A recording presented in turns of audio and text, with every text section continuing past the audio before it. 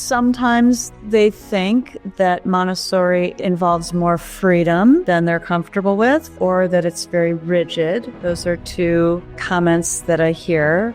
And I think that those and other misconceptions come from limited experience with a Montessori school that may not be very authentic.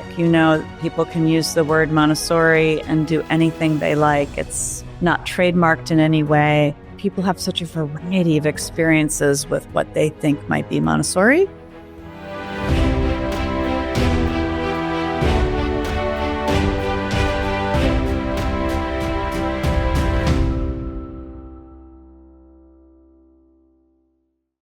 Welcome to Now What podcast with Yogi Patel. And today we're talking all about Montessori.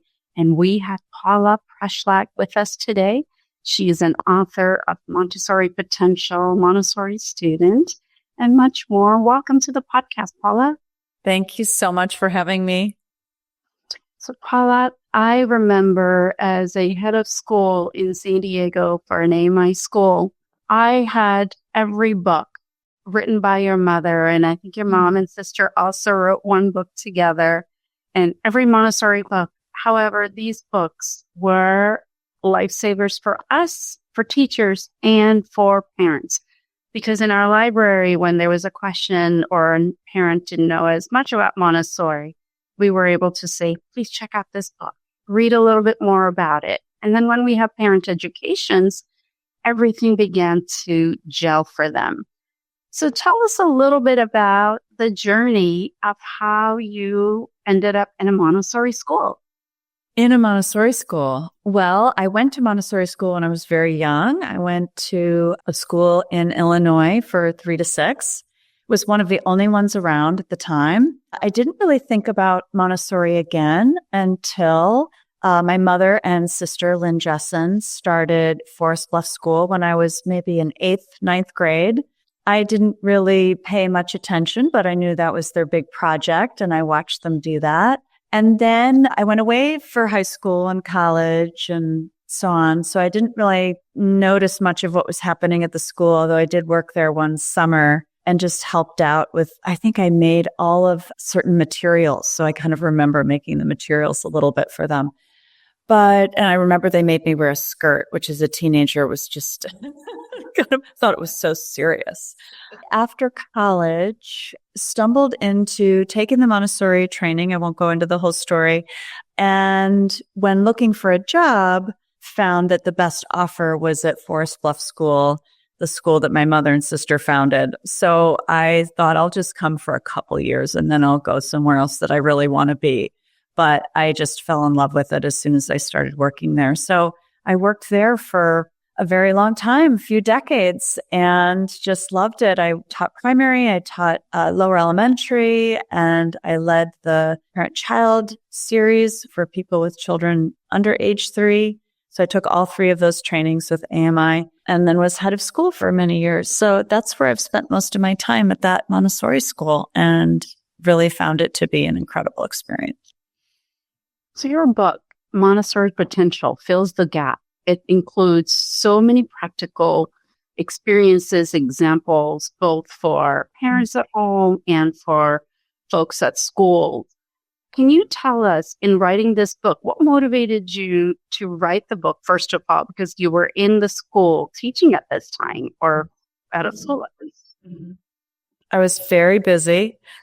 I kept finding over the years that people were asking the same questions, that I heard fellow educators saying the same things. There were certain themes that just kept coming up in Montessori again and again. I kept seeing these amazing results with these children who went through Montessori when they were older, and seeing them as young adults and just knowing what they were like when they were young, working with them and their families, and seeing them reach this incredible potential as a person, just over and over and over, and thinking everybody should have this. Wanting to be able to explain to people that this was happening, why I think this is happening, be able to explain Montessori through that lens. So I was really compelled to write a book to address the frustration that people seem to express of constantly answering the same questions and thinking the same things. If only we could tell people how great this is. And my mother's books and my sister Angeline's book on research are powerful, but it felt like a different time and place and a time to tell people why right now Montessori meets the needs that we have in our culture, which is to help young people be brave about taking chances, be able to work together with others, be more entrepreneurial, be able to think outside the box, to be adaptable.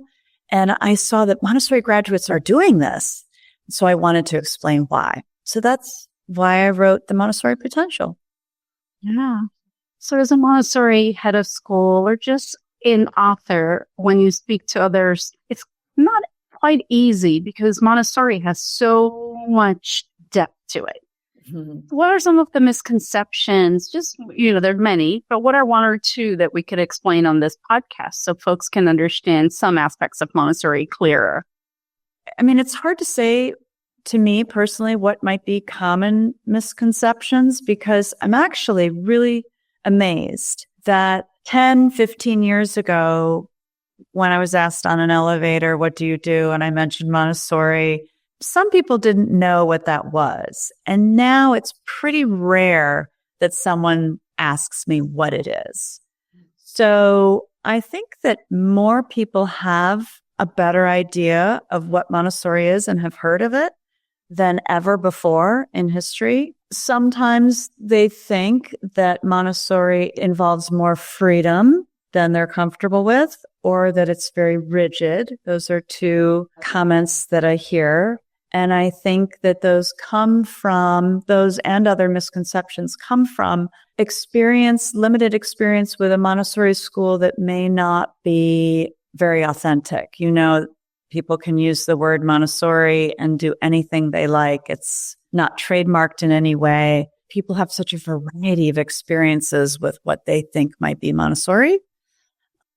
Yeah, I think that was one of the questions that I often get is, what do they do in Montessori school? Or Montessori school is seen as a place where they're not really learning many things, but Montessori classroom is filled with experiences that you spoke about. So maybe we can talk about the classroom and what it has to offer. Yeah, well, I would say if someone were to ask me really quickly, can you just tell me what Montessori is? I have found a solid way to answer that question in my mind is it's the only approach of education that I know of that meets children's developmental needs and characteristics at each age and stage of their lives.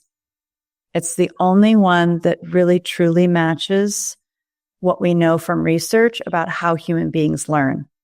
Children learn by touching things. They need to be moving. They need to be communicating. They need to be exploring. They need to be supported in becoming more independent. It's an inner drive that they have. So there's certain things that we know about human development and the ways that human beings learn. Montessori matches that very deliberately at each age and stage. And because human beings have not changed over the centuries in our needs, Montessori doesn't need to keep changing to meet those needs on a very basic level. I don't mean, every child's going to be a little different and you're going to need to be flexible, but on a basic level, human beings learn by touching with their hands, learn by looking and interacting, learn from each other, and so on. We don't learn by sitting still, being strapped in, and having visual stimuli and just listening to a lecture and then being asked to perform. We know from experience and from studies that that's not the best way for children to learn. That usually makes sense to people. And then right away, their minds start to go to what that might look like. What might that look like? It looks like a classroom where all the furniture is really small, down at children's level. They can get to the materials. They can take activities off the shelves and engage in them. The teacher goes around and helps them. Children are allowed to interact with each other. So many features of Montessori start to make sense to people when they understand that that's where it's coming from. It just sets the stage for people to understand it. They typically get very enthusiastic and ask lots of questions. So with Montessori education, how does it go beyond? So it can be applied in the classrooms, home, and in the social context, including leadership, right? So we're teaching children a variety of skills. Can you speak about how this preparation begins? I don't even think so much of teaching children skills as setting up the environment and living in it, and they learn skills that are right for them. Each individual is different on their different path and interacting with different personalities in the classroom and drawn towards different activities. And Maria Montessori really had noticed that children are typically drawn towards the very thing that that individual needs. It's important to allow children to go on their certain paths of interest. And we know that we know from research that people learn best when they're allowed to follow their interests, right? That interest-driven learning is very effective.